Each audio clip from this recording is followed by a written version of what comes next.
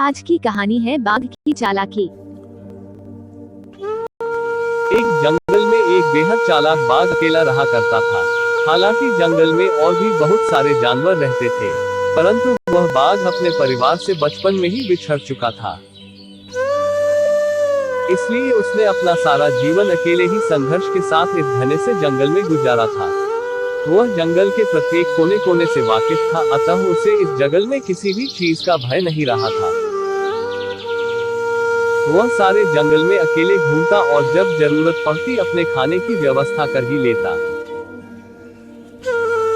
कहते हैं ना कि पारिवारिक व्यक्ति की घर की जिम्मेदारी ही उसी की जिंदगी से उस गुमराह कर देती है, क्योंकि वह हर वक्त अपने परिवार के सदस्यों के बारे में ही सोचता है। अगर वह कुछ खाना अकेले भी खाता है तो उससे वह खाना ये सोचकर हजम नहीं हो पाता कि उसके घर वाले भूखे रह जाएंगे और उसका पेट भर जाएगा।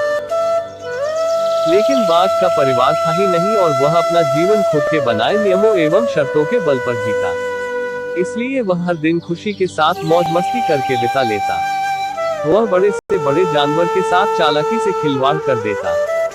जब भी उसे अपना पेट खाली महसूस होता, वो चालाकी से जंगल में घास करने वाली जानवरों को घात लगाकर मारता और अपनी भूख शांत करता। कई बार तो किसी जानवर को उसके साथियों के सामने ही मार डालता और शिकार को दूर ले जाकर वहां अपना पेट भरता। परंतु एक दिन बाघ कुछ खराब चीजें खाने के कारण अपने स्वास्थ्य को बिगाड़ देता है और कमजोर पड़ जाता है।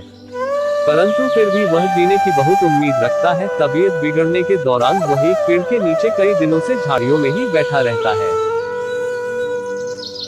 एक दिन वहां से कुछ सुअर और उसके बच्चे भोजन की तलाश में घूमने निकलते हैं, तो सुअर की नजर एक बाघ पर पड़ती है और वह अपनी माँ को बताता है कि माँ, पेड़ के नीचे झाड़ियों में एक बाघ बैठा हुआ है, जिसका हम शिकार करके अपने रात्रि का भोजन आराम से कर सकते हैं। बच्चा अपनी माँ से यह बात बोलता है, पर तेजतर्रार कानों की बदौलत बाघ ये बात सुन लेता है और एक वृद्ध बाघ की भांति नखरे करते हुए कुछ क्षणों के लिए अपनी सांस रोककर सो जाता है। अब जैसे ही सुअर उसके मुंह के सामने जाकर उसकी नाक सूंघता है, तो वह उसे मरा हुआ समझता है और उसे अपने स्वास्थ्य के लिए हानिकारक समझकर वहां से चला जाता है। सीख इस प्रकार एक बाघ अपनी चालाकी के कारण सुअरों के मुंह से बच पाता है। हमें भी हमेशा मुश्किल वक्त पर अपनी बुद्धि का सही प्रयोग कर ऐसे निर्णय लेने चाहिए जिससे हम खुद की सुरक्षा कर सके। अगर आपको वीडियो पसंद आए तो लाइक करें, शेयर करें और सब्सक्राइब करें।